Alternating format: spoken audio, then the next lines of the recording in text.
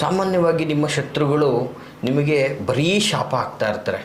ಇವನು ನಾಶವಾಗಿ ಹೋಗಲಿ, ಇವನ ಕೆಲಸದಲ್ಲಿ ಇವನಿಗೆ ಮೋಸ ಆಗಲಿ, ಇವನು ಉದ್ಧಾರ ಆಗೋದು ಬೇಡ, ಇವನ ಹೆಂಡತಿ ಮಕ್ಕಳಿಗೆ ರೋಗ ಬರಲಿ, ಇವನ ಮಗಳಿಗೆ ಶಾಪ ಹಾಕಲಿ, ಇವನ ಮಕ್ಕಳು ದಡ್ಡರಾಗಲಿ, ಇವನ ಮಕ್ಕಳಿಗೆ ಇದೇನೋ ಆಡು ಭಾಷೆಗಳಲ್ಲಿ ಹೇಳ್ತಾರಲ್ಲ, ಗರ ಬಂದು ಚಾಪೆ ಸುತ್ಕೊಂಡೋಗ, ಈ ರೀತಿಯಾಗಿ ಒಂದು ಕೆಟ್ಟ ಶಾಪಗಳು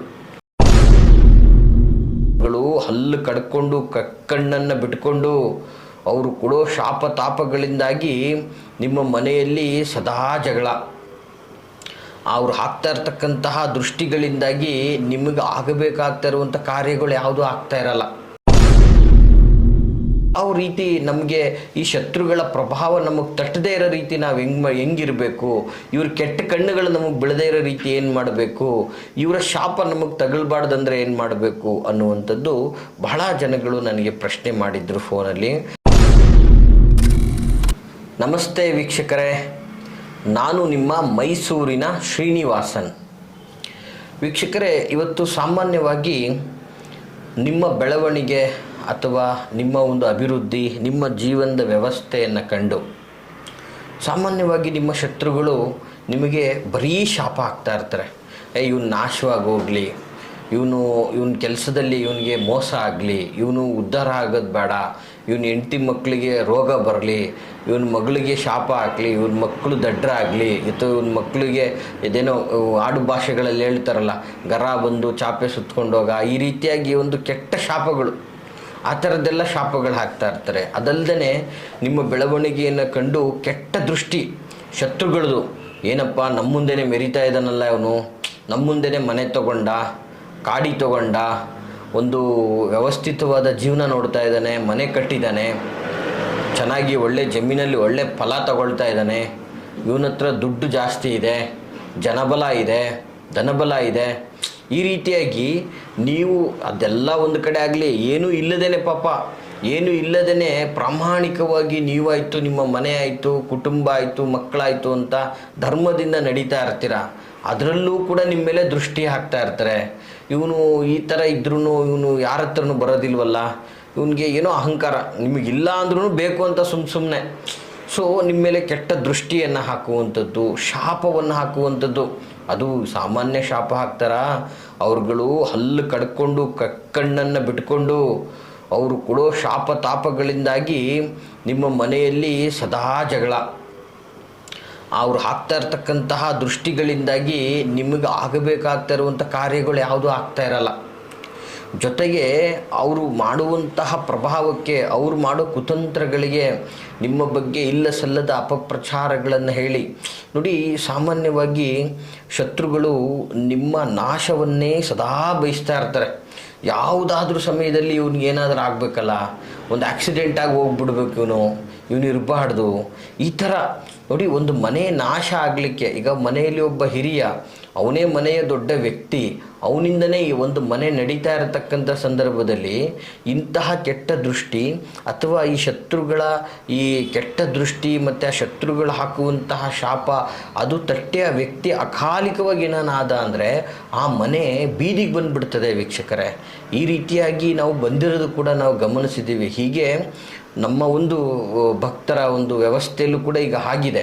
ಈ ರೀತಿಯಾಗಿ ಆ ಯಮ್ಮನನ್ನು ಪಾಪ ಆ ಮನೆಯವರು, ಆ ಶತ್ರುಗಳ ಮನೆಯವರೇ ಅವರ ಮನೆಯ ಕೆಲಸದವರನ್ನಾಗಿ ಮಾಡ್ಕೊಂಡ್ಬಿಟ್ಟಿದ್ದಾರೆ. ಯಾವ ಥರ ಪರಿಸ್ಥಿತಿ, ರಾಣಿಯಾಗಿ ಬದುಕ್ತಾ ಇದ್ದಂತಹ ಕುಟುಂಬ, ಮಕ್ಕಳಿಗೆ ಓದುವಂತಹ ವ್ಯವಸ್ಥೆ ಇಲ್ಲ. ಇವತ್ತಿನ ದಿನ ಓದಿಸುವಂಥವ್ರು ಯಾರೂ ಇಲ್ಲ. ಯಾಕಂದರೆ ಶತ್ರು ಮಕ್ಕಳನ್ನು ಯಾರಾದ್ರು ಓದಿಸ್ತಾರ? ಶತ್ರು ಮಕ್ಕಳನ್ನು ಉದ್ಧಾರ ಮಾಡ್ತಾರೆ ಇವತ್ತಿನ ಕಾಲದಲ್ಲಿ. ಶತ್ರು ಪತ್ನಿಯನ್ನು ಯಾವ ರೀತಿ ನೋಡ್ತಾರೆ ಇವತ್ತಿನ ದಿನ? ಸೊ ಅವ್ರ ಶತ್ರುವಿನ ಹೆಣ್ಣು ಮಕ್ಕಳಿಗೆ ಭವಿಷ್ಯ ಕಟ್ಕೊಡ್ತಾರ? ಸಾಧ್ಯನೇ ಇಲ್ಲ. ಅವರ ಜೀವನ, ಮನೆಯಲ್ಲಿ ಇರ್ತಕ್ಕಂತಹ ಮೇಟಿ ಏನಾದರೂ ಒಂದು ಅನಾಹುತಗಳಿಂದ ಕುತ್ತಾಯಿತು ಅಂದರೆ ಅವರ ಕುಟುಂಬ ವ್ಯವಸ್ಥೆ ನಾಶ ಆಗಿಬಿಡುತ್ತೆ. ವೀಕ್ಷಕರೇ, ಈ ರೀತಿಯಾಗಿ ಎಷ್ಟೋ ಕುಟುಂಬಗಳು ಇವತ್ತು ಈ ಕೆಟ್ಟ ಶತ್ರುಗಳ ಕೆಟ್ಟ ದೃಷ್ಟಿ ಮತ್ತು ಈ ಶತ್ರುಗಳ ಕೆಟ್ಟ ಶಾಪದಿಂದಾಗಿ ಇವತ್ತು ತುಂಬಾ ನರಳಾಡ್ತಾ ಇದ್ದಾರೆ. ತುಂಬಾ ನೋವನ್ನು ಅನುಭವಿಸ್ತಾ ಇದ್ದಾರೆ. ಈ ಶತ್ರುಗಳಿಗೆ ಏನೂ ಮಾಡೋಕ್ಕಾಗ್ತಾ ಇಲ್ವಲ್ಲಪ್ಪ ಅನ್ನುವಂತಹ ಜಿಜ್ಞಾಸೆ ಕಾಡ್ತಾ ಇದೆ ಅವ್ರಿಗೆ. ಅವರ ಒಂದು ಪ್ರಬಲವಾದಂತಹ ಕುಪ್ರಭಾವದಿಂದ, ಈ ಕೆಟ್ಟ ಪ್ರಭಾವದಿಂದ ಹೆಂಗೆ ನಾವು ಸೇಫ್ ಆಗಬೇಕು, ಯಾವ ರೀತಿ ನಮಗೆ ಈ ಶತ್ರುಗಳ ಪ್ರಭಾವ ನಮಗೆ ತಟ್ಟದೇ ಇರೋ ರೀತಿ ನಾವು ಹೆಂಗಿರಬೇಕು, ಇವ್ರ ಕೆಟ್ಟ ಕಣ್ಣುಗಳು ನಮಗೆ ಬೆಳೆದೇ ಇರೋ ರೀತಿ ಏನು ಮಾಡಬೇಕು, ಇವರ ಶಾಪ ನಮಗೆ ತಗಲ್ಬಾರ್ದಂದ್ರೆ ಏನು ಮಾಡಬೇಕು ಅನ್ನುವಂಥದ್ದು ಬಹಳ ಜನಗಳು ನನಗೆ ಪ್ರಶ್ನೆ ಮಾಡಿದ್ರು ಫೋನಲ್ಲಿ. ಆ ಒಂದು ಕಾರಣದಿಂದ ಈ ಒಂದು ಮಾಹಿತಿಯನ್ನು ನಾನು ನಿಮಗೆ ಕೊಡ್ತಾ ಇದ್ದೀನಿ. ಬಹಳ ಅದ್ಭುತವಾದಂತಹ ಮಾಹಿತಿ ಆಗಿರ್ತದೆ ವೀಕ್ಷಕರೇ. ದಯಮಾಡಿ ಇದನ್ನು ಸೂಕ್ಷ್ಮವಾಗಿ ನೋಟ್ ಮಾಡ್ಕೊಳ್ಳಿ.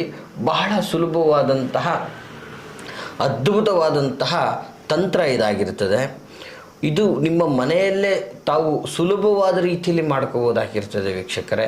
ಮತ್ತು ಇದು ದಿನನಿತ್ಯ ನೀವು ಬಳಸುವಂತಹ ಪದಾರ್ಥಗಳು. ನೋಡಿ, ನೀವು ಏನೇ ಮಾಡಿ, ಯಾವುದೇ ಮಾಡಿ ವೀಕ್ಷಕರೇ, ನೀವು ಮಾಡುವ ಕಾರ್ಯದಲ್ಲಿ ಸಂಪೂರ್ಣವಾದಂತಹ ಶ್ರದ್ಧಾ, ಭಕ್ತಿ, ನಂಬಿಕೆ ಈ ಮೂರನ್ನು ನೀವು ಕಂಟಿನ್ಯೂಟಿಯಾಗಿ ನೀವು ಪಾಲಿಸಿದ್ದೆ ಆದರೆ ನೀವು ಮಾಡುವಂತಹ ಕಾರ್ಯ ವರ್ಕ್ ಆಗುತ್ತೆ, ನಿಮಗೆ ಜಯ ಸಿಗುತ್ತೆ.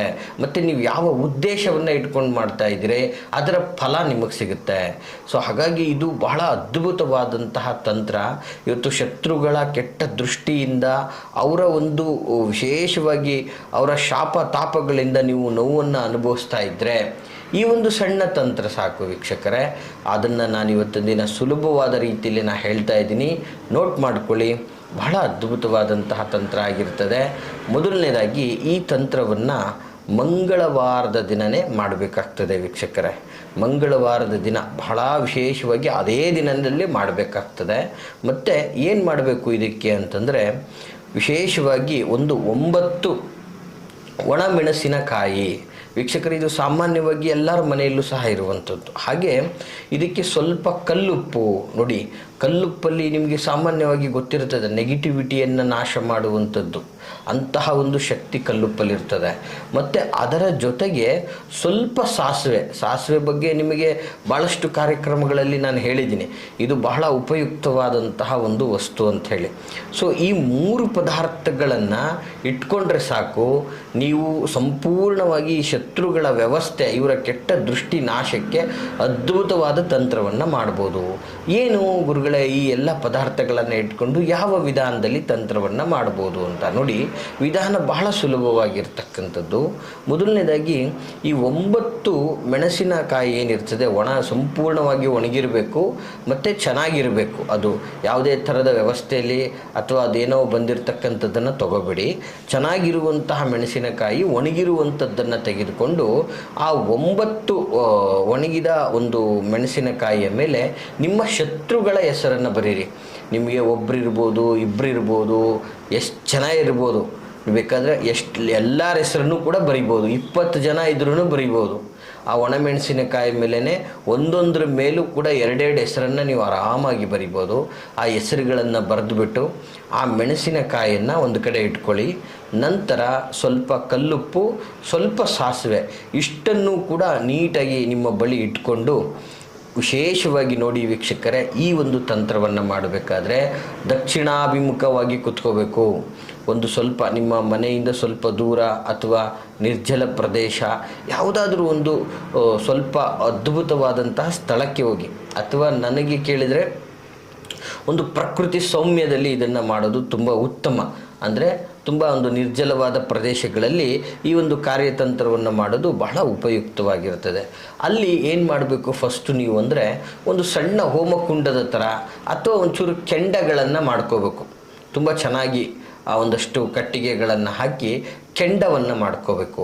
ಈ ಕೆಂಡವನ್ನು ಮಾಡಿಕೊಂಡ ನಂತರ ನಿಮ್ಮ ಶತ್ರುಗಳನ್ನು ಮನದಲ್ಲಿ ನೆನೆಸ್ಕೊಂಡು, ನಿಮ್ಮ ಕುಲ ದೈವವನ್ನು ನೆನೆಸ್ಕೊಂಡು, ಇವತ್ತು ಅವ್ರುಗಳ ಶಾಪ, ಅವ್ರುಗಳ ಕೆಟ್ಟ ದೃಷ್ಟಿ, ಅವ್ರುಗಳು ನಮಗೆ ಬಯಸ್ತಾ ಇರತಕ್ಕಂತಹ ಕೆಟ್ಟದ್ದು ನಮ್ಮ ಜೀವನದಲ್ಲಿ ನಡಿಬಾರ್ದು, ನಮಗೆ ಅವರ ಒಂದು ಶಾಪ ದೃಷ್ಟಿ ತಗಲಬಾರ್ದು, ಅವ್ರುಗಳಿಂದ ಸಂಪೂರ್ಣವಾಗಿ ರಕ್ಷಣೆ ಆಗಬೇಕು, ಅವರು ಮಾಡ್ತಾ ಇರುವಂತಹ ಕೆಟ್ಟ ಕಾರ್ಯಗಳು ಅವ್ರಿಗೆ ರಿವರ್ಸ್ ಆಗಬೇಕು ಅನ್ನುವಂತಹ ನಿಟ್ಟಲ್ಲಿ ಸಂಪೂರ್ಣವಾಗಿ ನೆನೆಸ್ಕೊಂಡು ಮೆಣಸಿನಕಾಯಿ, ಸ್ವಲ್ಪ ಉಪ್ಪು, ಸ್ವಲ್ಪ ಸಾಸಿವೆ ಇಷ್ಟನ್ನು ತೆಗೆದುಕೊಳ್ಬೇಕು. ಆ ಕೆಂಡದಲ್ಲಿ ಹಾಕಬೇಕು.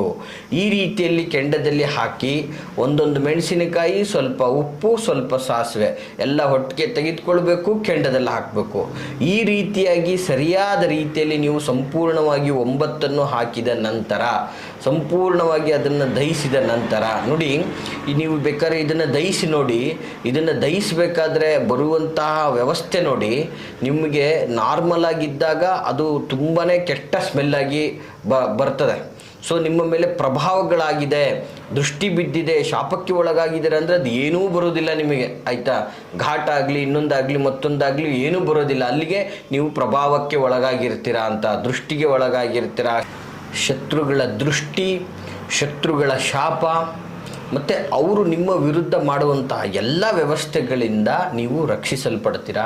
ಮತ್ತು ಅವೆಲ್ಲವೂ ನಾಶ ಆಗುತ್ತೆ. ನಿಮ್ಮ ಶತ್ರುಗಳೂ ಸಹ ನೀವು ಯಾವ ಹೆಸರುಗಳನ್ನು ಹಾಕಿ ಅವರನ್ನು ಮನದಲ್ಲಿ ನೆನೆಸ್ಕೊಂಡು ನೀವೇನು ಅಂದ್ಕೊಂಡು ಹಾಕಿರ್ತೀರಾ, ಆ ರೀತಿ ಶತ್ರುಗಳು ಕೂಡ ನಾಶ ಆಗುವಂತಹ ವ್ಯವಸ್ಥೆ ಆಗಿರ್ತದೆ ವೀಕ್ಷಕರೇ. ಅಂತಹ ಒಂದು ಅದ್ಭುತವಾದಂತಹ ತಂತ್ರ ಇದಾಗಿರ್ತದೆ ವೀಕ್ಷಕರೇ. ಬಹಳ ಸುಲಭವಾದಂಥದ್ದು. ಶ್ರದ್ಧಾಭಕ್ತಿಯಿಂದ ಮಾಡಿ ಅದ್ಭುತವಾದಂತಹ ಫಲವನ್ನು ನೀವು ಪಡಿತೀರಾ ಅಂತ ಹೇಳಕ್ಕೆ ಇಷ್ಟಪಡ್ತೀನಿ ವೀಕ್ಷಕರೇ. ಈ ಮಾಹಿತಿ ತಮಗೆ ಇಷ್ಟವಾಗಿದ್ದರೆ ಲೈಕ್ ಮಾಡಿ. ಹಾಗೆ ನಿಮ್ಮ ಸ್ನೇಹಿತರಿಗೆ, ನಿಮಗೆ ಕಷ್ಟ ಅಂತ ಕೊಡ್ತಾ ಇರ್ತಕ್ಕಂಥವ್ರೆ, ನಿಮ್ಮ ಶತ್ರುಗಳಿಂದ ಯಾರ್ಯಾರೋ ನಾನಾ ವಿಧದ ಶತ್ರುಗಳಿಂದ ಕಷ್ಟ ಅನುಭವಿಸ್ತಿದ್ರೆ ಅಂಥವ್ರಿಗೆ ಶೇರ್ ಮಾಡಿ ಅಂತ ಹೇಳ್ತಾ, ಹಾಗೆ ನಿಮ್ಮ ವೈಯಕ್ತಿಕ ವಿಚಾರಗಳನ್ನು ನೇರವಾಗಿ ನಮ್ಮೊಟ್ಟಿಗೆ ಮಾತಾಡಬೇಕು ಅಂದರೆ ವಿಡಿಯೋದಲ್ಲಿ ಕಾಣ್ತಾ ಇರುವಂತಹ ಸಂಖ್ಯೆಗೆ ಕರೆ ಮಾಡಿ ಅಂತ ಹೇಳ್ತಾ, ಎಲ್ರಿಗೂ ಶುಭವಾಗಲಿ. ನಮಸ್ಕಾರ.